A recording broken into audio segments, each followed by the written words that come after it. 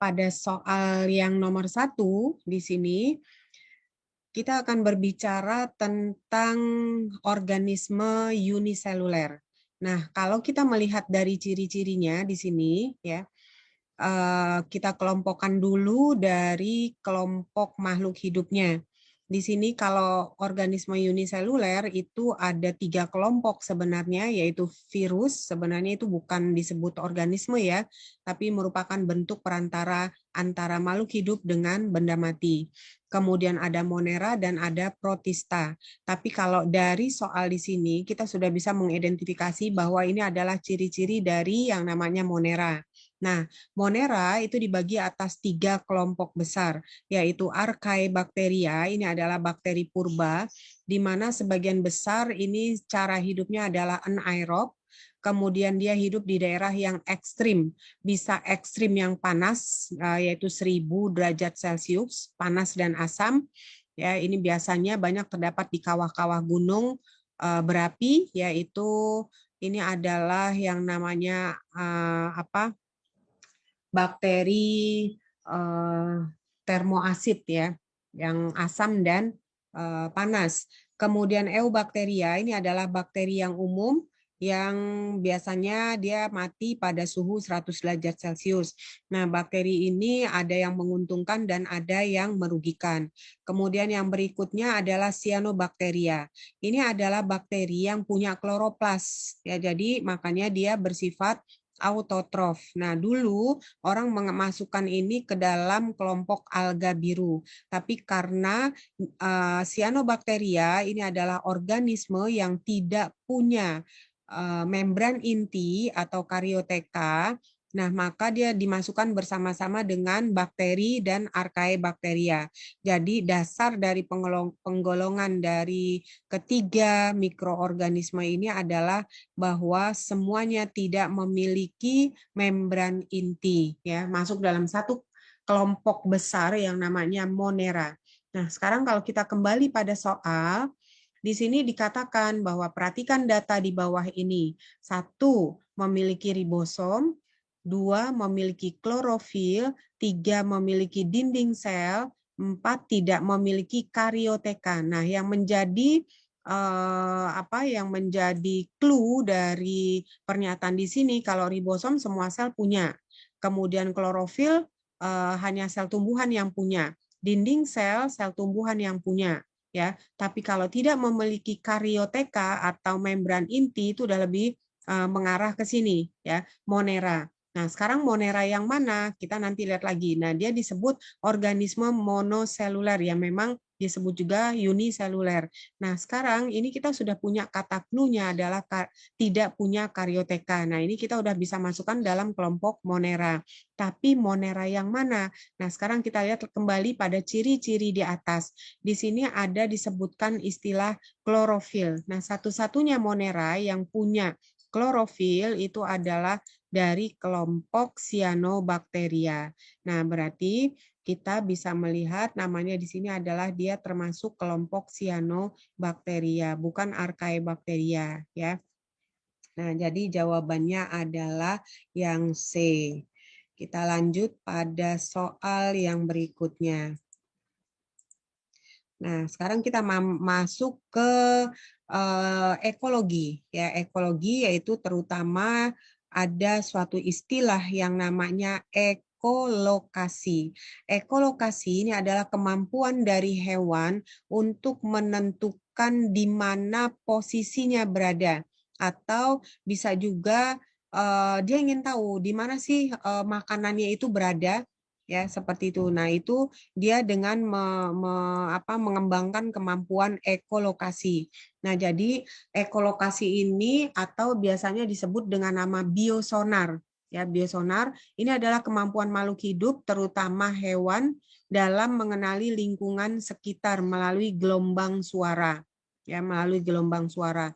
Jadi, biasanya dia akan memantulkan suara, dia akan mengeluarkan suara, dan pantulan dari suara itulah dia bisa mendeteksi di mana letak dari bahan makanan atau mikroorganisme atau organisme yang menjadi sasarannya.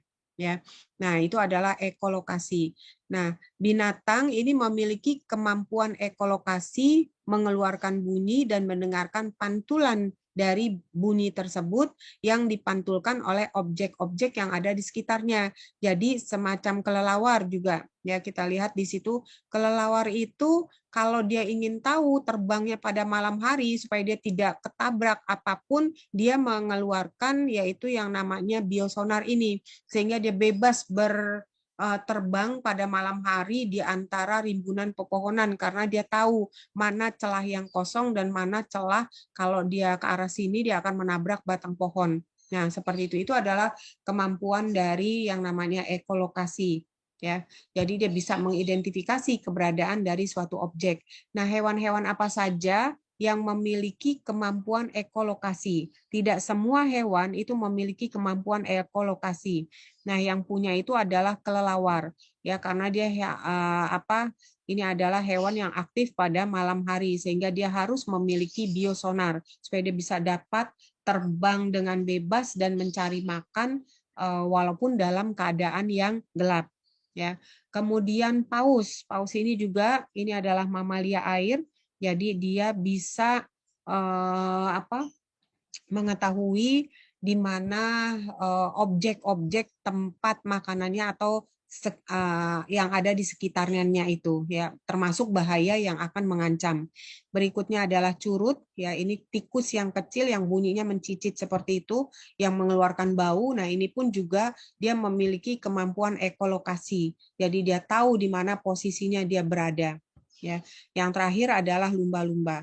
Nah, sekarang kalau kita kembalikan pada soal kemampuan ekolokasi dimiliki oleh hewan, nah kalau kita lihat di sini, ya simpanse itu nggak punya, hiu nggak punya, kuda nggak punya, anjing nggak punya. Jadi yang punya itu adalah yang namanya lumba-lumba. Ya, itu sama dengan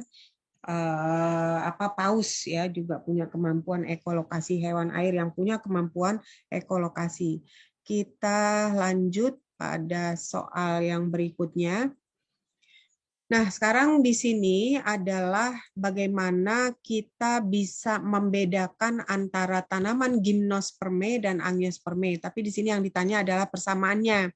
Ya, kalau kita cari perbedaannya itu sangat banyak. Ya, gimnosperme secara umum dengan angiosperme ini berbeda jauh. Kalau gimnosperme ini adalah tanaman yang bijinya terbuka, artinya dia tidak punya daging buah. Ya, daging buah itu yang namanya ovarium ya itu terbentuk dari ovarium. Ini nggak punya ya, tapi kalau angiosperme itu punya.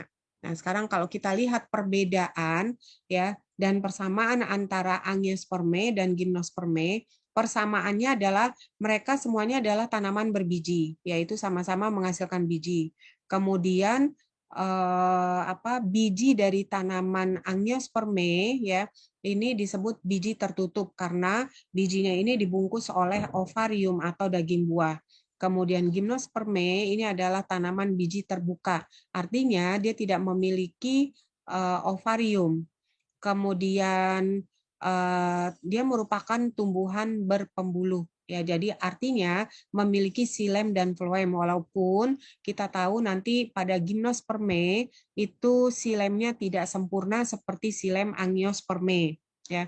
Nah, sekarang kalau dilihat dari perbedaannya banyak sekali yaitu angiosperme ini adalah tanaman yang berbunga. Artinya dia punya putik, punya benang sari, punya mahkota. Tapi kalau gimnosperme alat perkembangbiakannya belum sempurna sehingga belum berupa bunga, tapi masih berupa strobilus seperti ini, ya, berupa strobilus.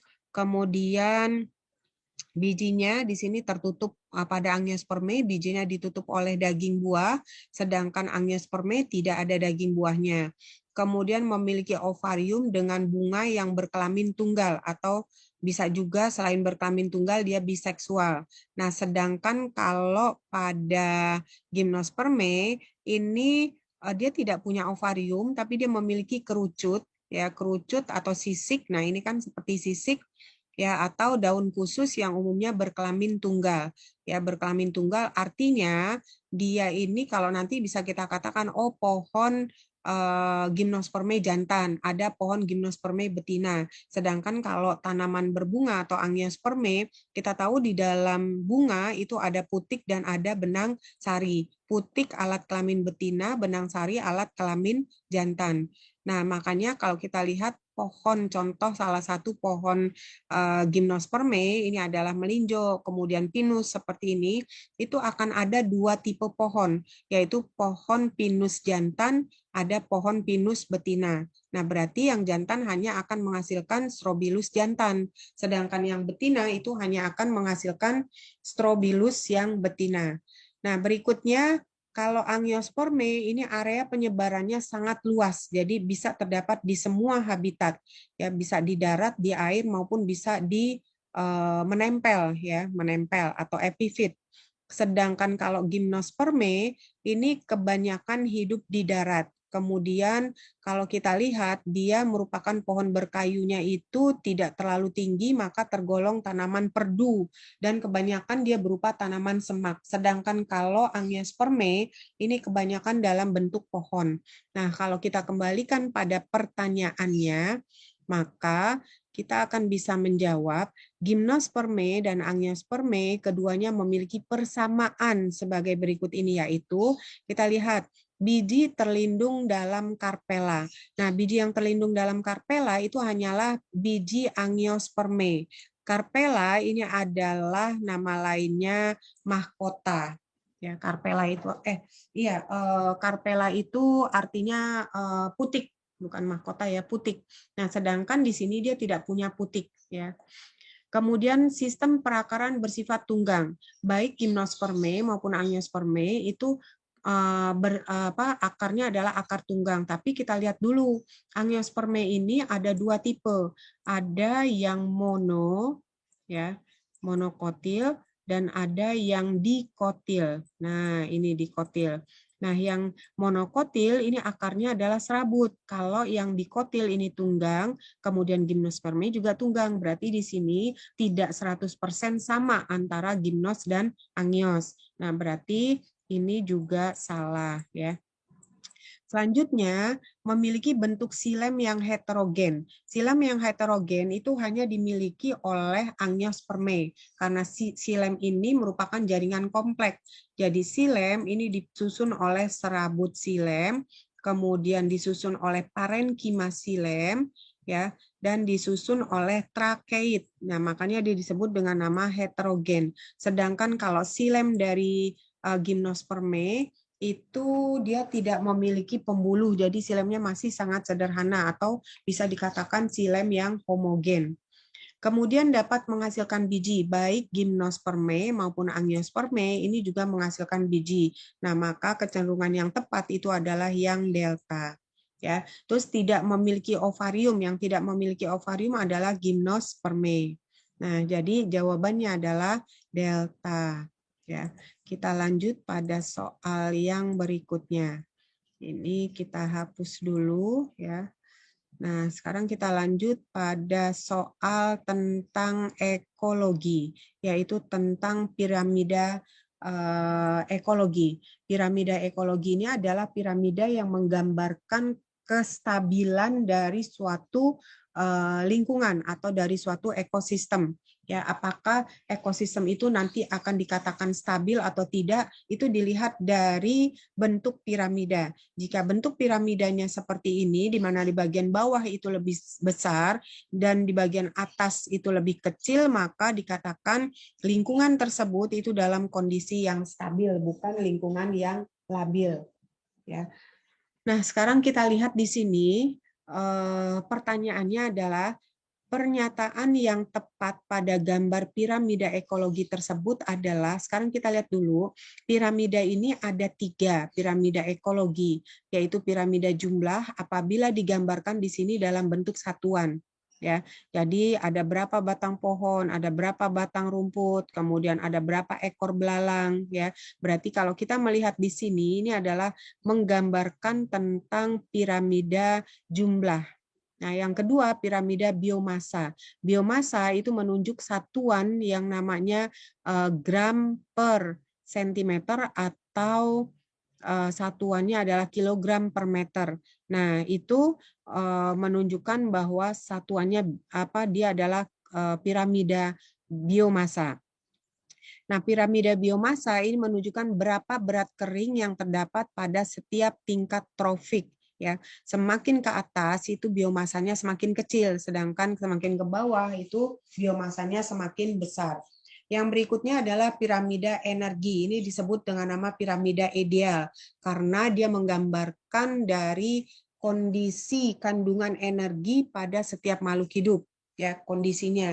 Jadi tidak berarti kalau di sini makhluk hidupnya itu jumlahnya banyak, tapi dia ukurannya kecil atau uniseluler, bisa jadi kan energi yang dihasilkan juga sedikit. Jadi dia tidak harus berada di bagian bawah, karena kalau kita menghitung jumlah dia banyak, tapi kalau dia organismenya kecil, ya berarti dengan demikian kandungan energinya juga sedikit. Contoh kalau kita bandingkan plankton yang ada di lautan dengan satu ekor gajah, mungkin kalau kita lihat dari jumlah, maka dia kalau diposisikan berada di bawah ya di sini. Tapi kalau kita lihat dari kandungan energinya itu lebih kecil dibandingkan energi yang terkandung di dalam tubuh gajah. Ya, makanya di sini piramida energi ini akan menggambarkan sebenar-benarnya bentuk piramida di suatu ekosistem. Ya, apakah bentuk nanti piramidanya seperti ini ya atau piramida terbalik dan lain-lain. Nah, seperti itu. Sekarang kita kembali pada pertanyaan. Pernyataan yang tepat pada gambar piramida ekologi tersebut adalah energi yang hilang pada setiap tingkat trofi itu sekitar 10%. Nah, berarti kalau di sini digambarkan itu adalah piramida ekologi, piramida energi, maka dari satu tingkat tropik ke tingkat tropik berikutnya, jadi misalnya pohon dimakan oleh belalang, maka energi yang termakan itu tidak seluruhnya akan menjadi bagian tubuh dari belalang. Ya, jadi rumput ini energinya tidak 100% pindah ke dalam tubuh belalang dan ada 10% energi yang hilang. Nah, energi yang hilang ini biasanya terjadi akibat dari gerakan organisme ini. Ya, dia kan bergerak. Nah, itu berarti ada sebagian energi yang keluar ke lingkungan. Kemudian ketika dia buang urin atau ekskresi itu kan ada panas yang keluar. Nah, energi keluar. Nah, jadi tidak seluruhnya apa yang dimakan itu akan menjadi masuk ke dalam tubuhnya energinya 100%, enggak. Ya, tapi akan hilang sebanyak 10%, berarti 90% saja yang masuk atau pindah dari satu organisme ke organisme yang lain. Kemudian ini kayaknya jawabannya ya. Nah, jadi ini yang akan tepat ya, ini yang tepat nih. Biomasa terbesar ditemukan pada predator puncak, enggak. Biomasa terbesar harusnya pada bagian bawah nih, dilihat dari piramidanya aja di bagian bawah lebih besar, maka ini salah ya. Kemudian produsen paling sedikit menyimpan energi. Salah, justru produsen harus paling banyak menyimpan energi. Karena kalau produsennya sedikit, maka di atasnya akan terjadi kompetisi, persaingan. Ya, jumlah energinya sedikit, sedangkan di atas lebih banyak. Kemudian populasi terbesar, ya populasi terbesar dijumpai pada produsen. Ya, populasi terbesar. Nah, sekarang kalau kita lihat, populasi itu adalah kumpulan dari makhluk-makhluk hidup.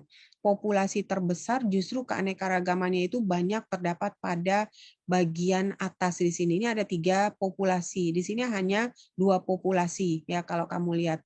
Dan sebenarnya kalau tanpa digambarkan pun juga kita harusnya udah lebih tahu ya. Berarti ini juga salah ya. Kemudian konsumen pada tingkat tropik 2 ini ya paling banyak menyimpan energi. Tidak, yang paling banyak itu adalah produsen. Nah, jadi jawaban untuk nomor berikutnya ini itu adalah yang A. Kita lanjutkan pada pertanyaan berikutnya. Nah, manakah yang tidak termasuk tidak merupakan indikator terjadinya pencemaran? Nah, pencemaran itu artinya adalah masuknya sesuatu yang menimbulkan dampak penurunan pada makhluk yang ada di dalamnya, ya. Atau bisa juga dikatakan suatu kondisi yang tidak ideal, ya, berlangsung dalam kondisi yang tidak ideal. Nah, sekarang kita lihat masuknya biota asing. Masuknya biota asing ini akan menyebabkan kesetimbangan ekologi di suatu daerah tersebut akan terganggu. Ya, nah pernah kita mendatangkan yang namanya serangga yang digunakan untuk membunuh hama wereng. Ya, dulu di area pertanian itu padi tanaman padi itu banyak mengalami kegagalan karena diserang oleh wereng. Kemudian orang mulai melakukan pemberantasan biologi dengan memasukkan predator dari wereng. Nah, berarti dengan demikian kalau predator itu dimasukkan, maka predator ini nanti akan memakan dari wereng tadi sehingga wereng akan habis. Sedangkan kita tahu bahwa semua makhluk hidup itu punya rantai makanannya.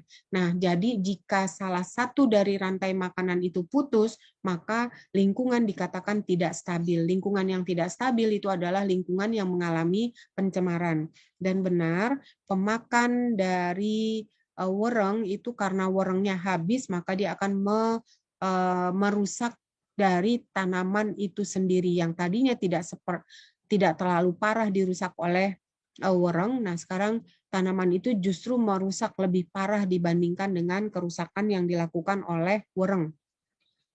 Berikutnya meningkatnya kandungan NO2 dan SO2. Betul, ini adalah merupakan indikator bahwa udara itu tercemar. Nah, biasanya NO2 dan SO2 ini terbentuk dari pembakaran atau dari cerobong-cerobong asap pabrik atau industri, terutama industri batu bara. Ya, berikutnya penipisan lapisan ozon. Penipisan lapisan ozon ini disebabkan karena banyaknya orang menggunakan bahan-bahan yang bersifat aerosol atau sejenis dengan pendingin ruangan atau penyemprot atau aerosol. Nah, itu akan terakumulasi ke atmosfer dan akan menipiskan lapisan ozon, ya. Kemudian penurunan kadar CO2 di atmosfer. Nah, kalau kadar CO2 di atmosfer itu turun, berarti kan kadar O2 banyak. Nah, kadar O2 ini merupakan indikator bahwa udara sudah semakin bersih. Nah, berarti dengan demikian, yang tidak menjadi indikator pencemaran itu adalah yang ini, ya, penurunan kadar CO2. Berikutnya menurunnya oksigen terlarut dalam perairan. Nah, ini juga merupakan indikator pencemaran air karena oksigen itu menurun disebabkan karena banyaknya proses pembusukan. Proses pembusukan itu membutuhkan jumlah oksigen yang sangat banyak, ya. Nah, jadi jawabannya yang tidak merupakan indikator pencemaran itu adalah yang delta. Kita lanjutkan, yaitu sel fagosit berperan penting dalam memangsa benda-benda asing yang masuk ke dalam tubuh. Sehingga organel yang paling banyak terdapat dalam sel ini adalah, sekarang kita lihat dulu siapa sih sel fagosit ini. Sel fagosit ini adalah sel darah putih. Ya, sel darah putih yang berperan dalam sistem kekebalan dengan cara memakan dari kuman patogen yang masuk. Sel darah putih yang bersifat fagosit ini umumnya adalah monosit. Ya, jadi dia monosit dan satu lagi bisa juga neutrofil, ya, dan basofil, ya. Nah, dia memakan dari mikroba-mikroba asing dengan cara menjulurkan dari sitoplasmanya, kemudian disungkup, ya. Nah, maka mikroba patogen ini sudah terjebak di dalam sel dari sel darah putih. Kemudian datanglah lisosom, ya. Lisosom itu akan menghancurkan dari mikroba patogen tersebut, ya. Jadi inilah proses yang namanya memakan dari sel darah putih yang bersifat fagositosit. Nah, jadi dengan demikian karena sel darah putih itu adalah sel, maka dia juga punya organel. Nah, organel yang berperan dalam proses fagositosit. Nah, ini kita lihat dia menyungkup, ini sebenarnya adalah yaitu membran plasma. Kemudian di sini ada lisosom. Lisosom inilah yang nanti berfungsi untuk menghancurkan dari mikroba patogen yang sudah disungkup oleh membran sel tadi. Jadi yang diperlukan yang paling terbanyak terdapat pada organisme yang bersifat fagosit itu adalah yang diperlukan itu yang paling banyak adalah lisosom. Ya. Kita lanjut pada soal yang berikutnya di sini. Nah, kita kembali lagi pada penjelasan tentang proses pembentukan urin yang terjadi di dalam nefron. Nefron itu merupakan unit terkecil yang membentuk ginjal. Masih ingat bahwa dalam satu ginjal terdapat 1000 nefron. Ya. Nah, sekarang kita lihat dulu. Ini nama-namanya seperti yang minggu lalu di video yang sebelumnya sudah dijelaskan bahwa nefron itu terdiri atas yang namanya badan Malpighi. Badan Malpighi terdiri atas glomerulus dan kapsula Bowman. Kemudian ada tubulus contortus proximal, ya sampai dengan sini. Kemudian ada gelung Henle dan ada tubulus distal serta ada tubulus collectivus. Ini setiap cabang itu memegang satu nefron sehingga tubulus collectivus ini merupakan saluran pengumpul dari atau dia merupakan juga muara dari nefron-nefron. Nah, proses yang terjadi ada 3 di dalam nefron, yaitu yang pertama proses filtrasi, penyaringan. Yang disaring itu apa? Yang disaring itu adalah protein, kemudian globulin, ya asam amino ini yang disaring. Artinya dari darah ketika masuk akan dikembalikan lagi keluar, ya. Itu yang mengembalikan itu adalah glomerulus. Nah, berarti kalau terjadi kerusakan di sini, maka dalam urin kita itu akan terdapat yang namanya protein. Ya. Kemudian badan Golgi glomerulus dan kapsula Bowman ini akan menuju ke saluran yang namanya tubulus contortus proxima. Nah, di sini terjadi peristiwa reabsorpsi. Ya, reabsorpsi. Yang direabsorpsi itu adalah urin primer atau disebut juga dengan nama filtrat. Iya, nanti ya. Atau disebut juga dengan nama filtrat tubulus, ya di sini filtrat glomerulus, ya. Jadi hasil yang proses filtrasi itu akan keluar dalam bentuk cairan yang namanya filtrat tubulus, ya filtrat glomerulus maksudnya. Nah, kemudian filtrat glomerulus ini akan mengalir ke tubulus contortus proxima. Nah, di sini akan terjadi peristiwa reabsorpsi. Yang direabsorpsi itu apa? Yang direabsorpsi itu adalah glukosa. Ya, glukosa. Nah, jadi di sini glukosa akan direabsorpsi, diserap kembali dan dikembalikan lagi ke dalam tubuh. Nah, akhirnya itu akan keluar satu hasil proses reabsorpsi yang disebut dengan nama urin sekunder, ya, atau disebut juga dengan nama filtrat tubulus. Nah, yang berikutnya adalah proses augmentasi. Ya, augmentasi ini adalah proses pengaturan jika kadar air yang sudah terbentuk di sini di filtrat tubulus, ya, ini kan filtrat tubulus yang bergerak ke atas, itu kalau kadar airnya sedikit, maka dia akan mengambil air dari dalam tubuh sehingga menjadi ideal urinnya. Kemudian kalau urinnya terlalu encer, maka sebagian dari air akan diserap lagi dan dikembalikan ke dalam tubuh. Ya. Nah, ini yang disebut dengan nama augmentasi atau pengaturan. Nah, tempatnya di tubulus distal. Ya. Nah, hasilnya adalah urin yang sebenarnya dan siap untuk bermuara pada tubulus collectivus. Ya. Nah, di sini ini adalah proses pembentukan urin. Jadi dari sini kita bisa menjawab soalnya. Proses pembentukan urin primer, nah di sini ya, pada bagian yang berlabel berarti urin primer itu adalah di sini, ya. Berarti terjadinya di glomerulus dan di kapsula Bowman atau disebut dengan nama badan Golgi, badan Malpighi, salah. Ya. Nah, berarti di sini pembentukannya terjadi pada bagian yang berlabel nomor 4. Ya.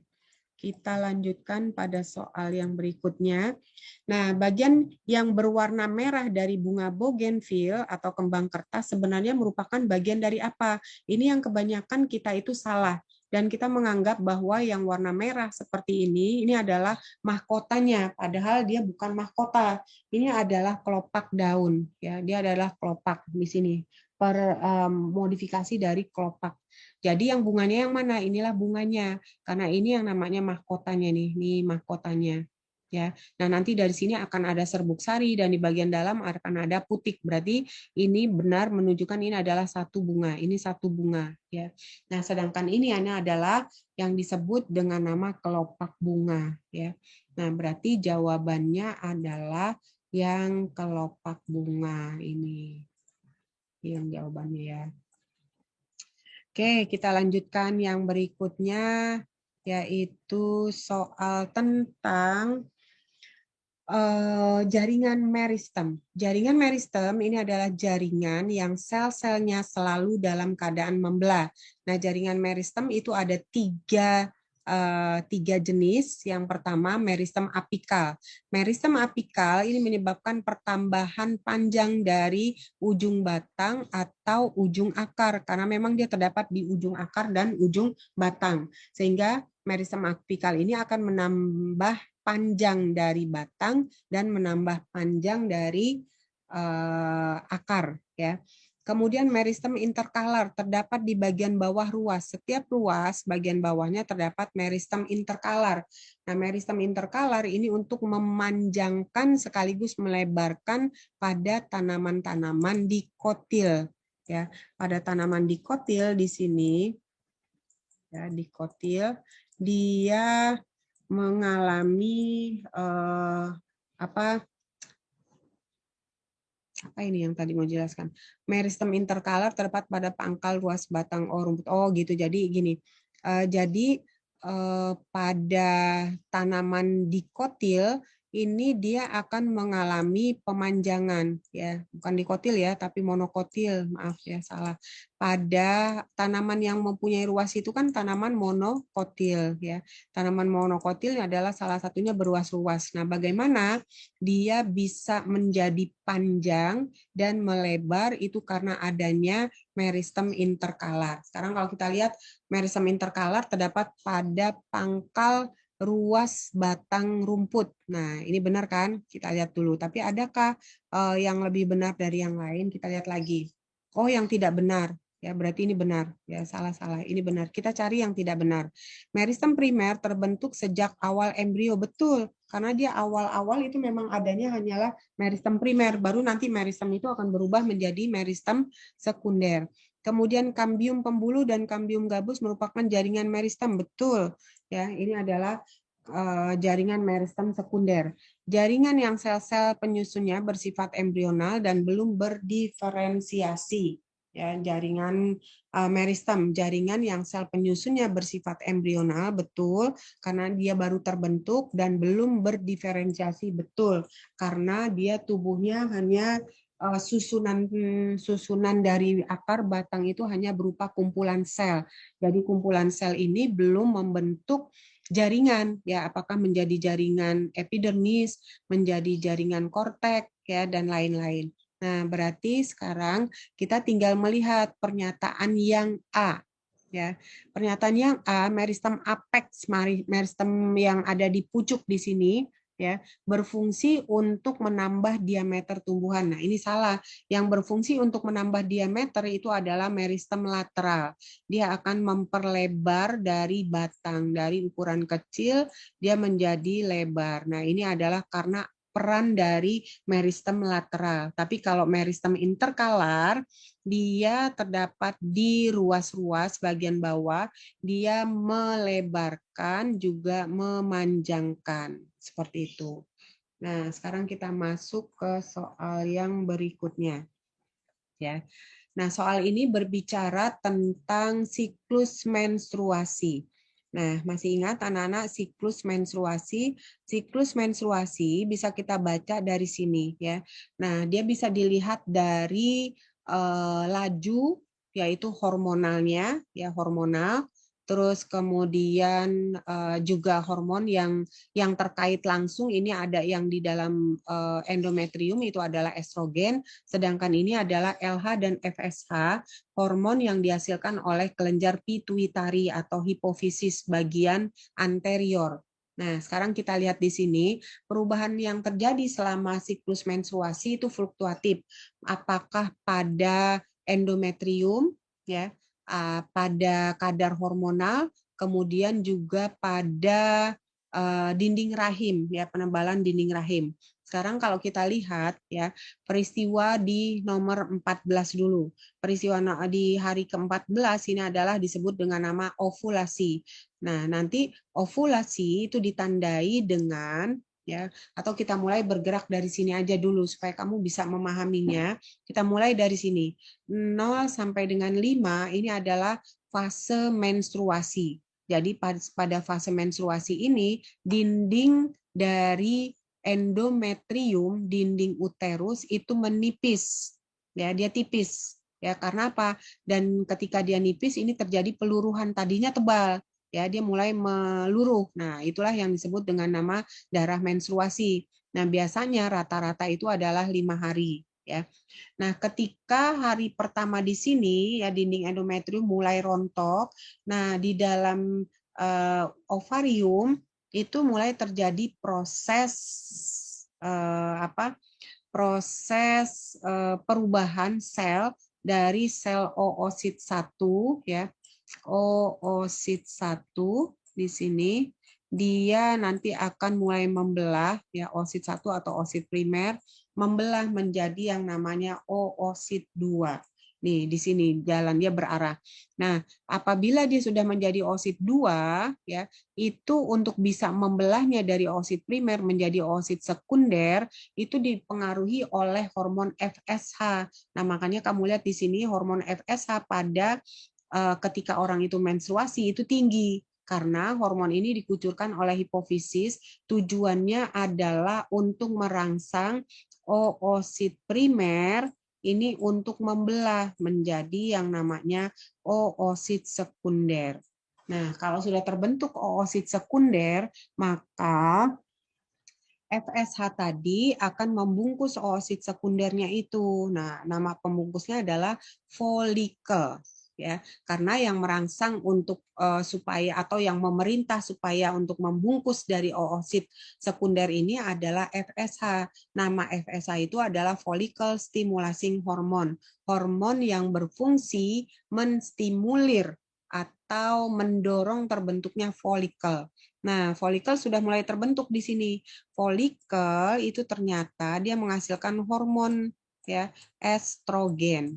Nah, makanya kalau kamu lihat di sini, ya, dia mulai membelah. Nah, estrogen lihat di sini semakin tinggi dan pada hari ke-13, 14 dan ke-15 dia mencapai maksimal, ya, mencapai maksimal tinggi. Nah, ketika estrogen ini tinggi atau mulai dibentuk di sini dari folikel, maka estrogen ini dia akan mempengaruhi pembentukan atau penebalan dinding rahim.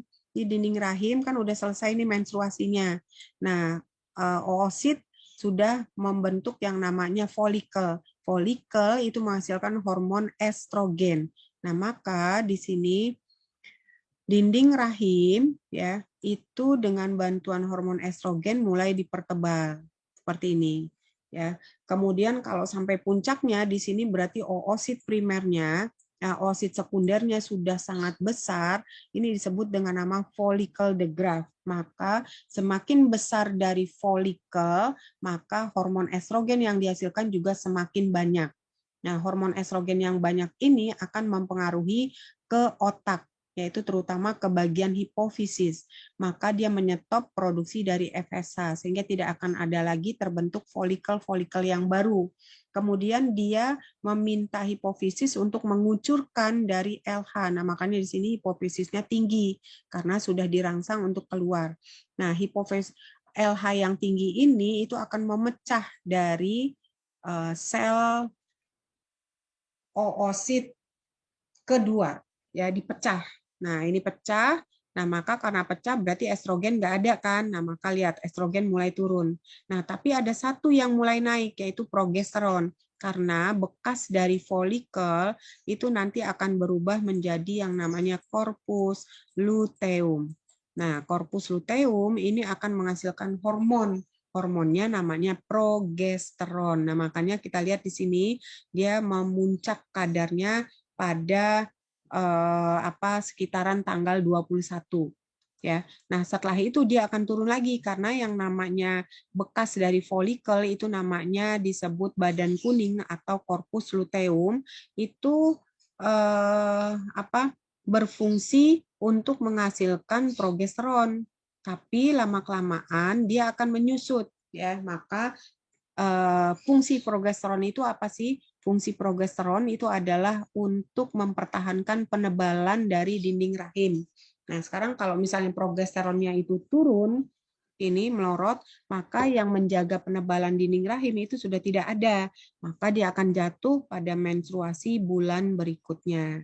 Nah, seperti itu. Sekarang kita tinggal lihat dari soalnya ya. Nah, di sini pada soal disebutkan bahwa grafik di atas menunjukkan fluktuasi hormonal dalam sel darah selama siklus menstruasi.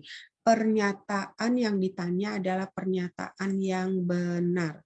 Ya, ini pernyataan yang benar terkait dengan bagian-bagian pada gambar tersebut adalah P. Kita lihat P di sini. P itu adalah fase menstruasi. Nah, di sini adalah fase luteal, harusnya di sini fase luteal itu ya, di mana sedang terjadi penebalan dinding endometrium. Nah, penebalan itu terjadinya di sini ya, setelah menstruasi.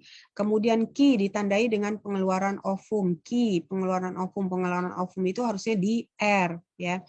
Kemudian R, fase berubahnya korpus luteum menjadi korpus albikan. Nah, ini korpus albikan. Ini karena dia sudah terjadi ovulasi ya. Sekarang kita lihat dulu. Ini kita tandai. Ini kayaknya benar, tapi kita lihat dulu. Ya, apakah ada yang benar di bawahnya? S, hormon dari korpus luteum mempengaruhi penebalan dari endometrium. Nah, ini kayaknya yang lebih tepat ini. Ya, masih ada yang lebih tepat, berarti ini yang tidak tepat. Kemudian T, terjadi aliran darah menstruasi, harusnya dia itu adalah yang P ya. Kita lanjutkan pada pembahasan soal yang berikutnya. Nah, berikutnya adalah kembali lagi sama dengan yang kemarin, yaitu tentang kelenjar endokrin. Kelenjar endokrin ini adalah kelenjar yang diperlukan dalam jumlah yang sangat sedikit ya, tapi walaupun sedikit dia pengaruhnya besar ya. Kelebihan tidak boleh, kekurangan dari hormon juga tidak boleh karena dampaknya dua-duanya akan mengakibatkan suatu penyakit. Nah, sekarang berdasarkan tabel di sini kamu sudah bisa melihat ya, bisa membandingkan bahwa yang mengatur kadar kalsium ya dalam darah itu adalah kelenjar apa? Ada dua di sini, yaitu kelenjar yang namanya tiroid dan kelenjar paratiroid. Ini adalah kelenjar yang mempengaruhi dari pembentukan zat yang namanya kalsitonin. Ya, kalsitonin ini adalah kelenjar yang dihasilkan oleh yang namanya kelenjar itu loh, kelenjar paratiroid ya, kelenjar paratiroid ya, dia menghasilkan kalsitonin di sini paratiroid, sedangkan tiroidnya itu juga menghasilkan kelenjar yang berfungsi untuk mengatur kadar kalsium ya. Kita lanjutkan, ini yang lainnya enggak ya, karena enggak terlalu tepat, jadi ya Ibu tinggalkan aja. Berikutnya adalah tentang fakta hormon tumbuhan. Nah, hormon tumbuhan ini ada dua, dikelompokkan hormon yang memacu pertumbuhan dan hormon yang menghambat pertumbuhan. Hormon yang memacu pertumbuhan itu adalah asam auksin, sitokinin, dan etilen. Sedangkan yang menghambat itu adalah auksin, sitokinin, dan giberelin. Sedangkan hormon yang menghambat pertumbuhan itu adalah asam absisat, kemudian yang berikutnya etilen. Ya, kalau etilen sudah terbentuk, maka ukuran buah tidak lagi membesar, tapi dia akan siap-siap untuk menguning. Ya, di sini. Nah, berarti kalau kita lihat cirinya, penyemprotan terhadap tanaman anggur dapat menghasilkan anggur ukuran besar. Nah, itu adalah peran dari giberelin dulu. Ya, diberikan pada tumbuhan yang kerdil dan dapat menyebabkan menjadi tumbuhan kembali normal. Nah, itu juga giberelin. Kemudian digunakan untuk menghambat pembentukan biji dan pembentukan buah. Nah, di sini kalau yang menghambat pembentukan biji dan pembentukan buah itu juga yang namanya hormon Gibberellin. Jadi dari sini kita bisa menjawab, jawaban yang ini adalah hormon gibberellin. Nah, selanjutnya kita lanjutkan yaitu soal yang berikutnya. Nah, tentang metabolisme. Metabolisme itu dibedakan dua, yaitu anabolisme dan katabolisme. Anabolisme menyusun, berarti kalau menyusun dia perlu energi, maka namanya reaksi endergonik. Kemudian katabolisme ini membongkar, karena membongkar berarti akan ada energi yang dilepas. Nah, anabolisme itu di dalam prosesnya ada fotosintesis dan ada kemosintesis. Sedangkan katabolisme itu ada respirasi aerob dan respirasi anaerob. Sekarang kita lihat pada pernyataan yang tidak benar tentang anabolisme dan katabolisme. Yang tidak benar ya, berarti yang harus kita cari yang salah. Fermentasi merupakan reaksi katabolisme, betul. Dan yang bersifat endergonik. Nah, ingat kalau katabolisme seperti yang tadi dikatakan bahwa dia adalah reaksi eksergonik, yaitu reaksi yang melepas dari melepas panas atau energi. B. Dalam reaksi anabolisme terjadi pembentukan senyawa kompleks dari senyawa sederhana, betul. Respirasi dan fotosintesis merupakan reaksi yang berkebalikan, betul. Ya, kita lihat. Kemudian proses asimilasi atau fotosintesis merupakan reaksi anabolisme yang dilakukan oleh organisme autotrof. Ini juga betul, ya. Terus dalam reaksi katabolisme terjadi pelepasan energi panas, betul. Berarti yang salah itu adalah yang A, yaitu yang kurang tepat, ya. Jadi jawabannya adalah yang A, ya. Kita lanjut ke yang berikutnya, yaitu tentang enzim. Enzim ini adalah katalis yang dihasilkan oleh tubuh yang berfungsi untuk mempercepat reaksi-reaksi di dalam tubuh, dan tapi dia tidak menjadi bagian dari produk hasil reaksi tersebut. Nah, enzim di sini makanya disebut dengan nama biokatalisator. Nah, kalau kita ngelihat pada soal dikatakan bahwa yang salah dari pernyataan berikut mengenai enzim. Satu, enzim adalah suatu protein, betul ya, bahwa ada enzim yang namanya protein sejati ya, yang disebut dengan nama apoenzim, dan ada enzim yang gabungan. Jadi tubuhnya tidak hanya terbentuk atas protein, tapi juga terbentuk atas senyawa-senyawa yang lain ya, terbentuk oleh senyawa-senyawa lain. Nah, jadi enzim adalah suatu protein, itu betul. Kemudian merupakan katalis organik, betul, karena dia adalah mempercepat suatu reaksi-reaksi kimia di dalam tubuh, terutama dari bahan-bahan yang organik. Ya. Terus dapat berperan sebagai reaktan. Nah, berperan sebagai reaktan, betul. Jadi contohnya air, misalnya enzim katalase, ya ini digunakan untuk mereaksikan dari peroksida. Ya, jadi kalau H2O di sini H2O2 ya. Kemudian kita reaksikan dengan enzim katalase. Nah, ini adalah reaktan ya. Maka nanti dia akan berubah menjadi H2O menjadi air. H2O atau air dan O2 ya. Nah, ini H2O2 peroksida kalau ditambahkan enzim katalase. Jadi dia bisa berperan sebagai reaktan. Bekerja dipengaruhi oleh suhu, betul, oleh pH, betul. Dia hanya bekerja pada pH tertentu di mana dia biasa mengerjakan di pH tersebut ya. Nah, di sini tidak menentukan arah reaksi, ini yang salah. Yang namanya enzim dia akan menentukan arah reaksinya. Apakah arah reaksinya cepat atau arah reaksinya yang lambat. Berarti jawaban yang tidak tepat itu adalah yang E. Ya. Kita lanjut pada soal yang berikutnya, yaitu tentang kembali ke metabolisme, tapi di sini adalah siklus Krebs. Ya. Siklus Krebs ini disebut nama lainnya siklus asam sitrat karena dia akan menghasilkan dari RUBP itu senyawa C5 itu enzim yang menangkap satu molekul CO2 menjadi senyawa C6. Nah, C6 akan dipecah akhirnya menjadi senyawa C3 atau yang disebut dengan nama asam trikarboksilat. Kemudian di dalam siklus Krebs ini bahan yang digunakan adalah asetil koenzim A yang hasil dari proses DO asam pirufat. dengan cara dioksidasi. Berarti ini benar ya. Yang ini benar, kemudian ini juga benar dan menghasilkan 2 ATP. Betul, dari setiap satu molekul asetil koenzim A akan pecah dan menghasilkan 2 molekul ATP. Ini juga betul.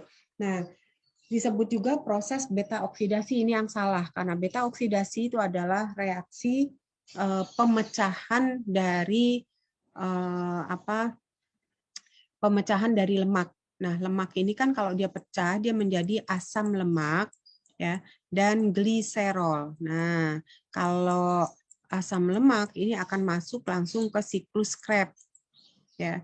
Sedangkan kalau gliserol ini langsung masuknya ke dalam DO, dekarboksilasi oksidatif asam pirufat.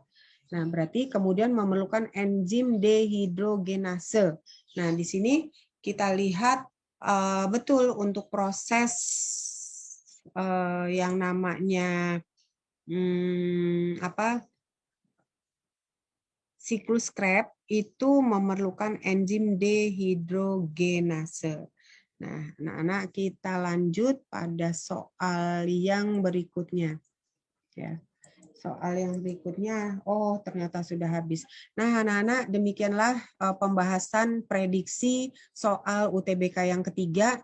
Nantikan prediksi soal UTBK yang keempat. Ya, nah mudah-mudahan dengan semakin banyak kamu berlatih dan mencoba menjawab soal, menjelaskan mencoba mendengarkan dan menyimak penjelasan tentang pembahasan soal-soal UTBK, kamu bisa memahami biologi dengan baik dan bersiap untuk bisa lolos dalam UTBK biologi khusus UTBK tahun 2021 khususnya pada materi biologi. Ya lumayan, dari ada 20 soal itu kan bisa meningkatkan dari nilai UTBK kamu, sumbangsihnya biologi itu bisa menjadi lebih besar. Nah, sampai di sini yang bisa dijelaskan, lebih kurangnya mohon maaf, semoga bisa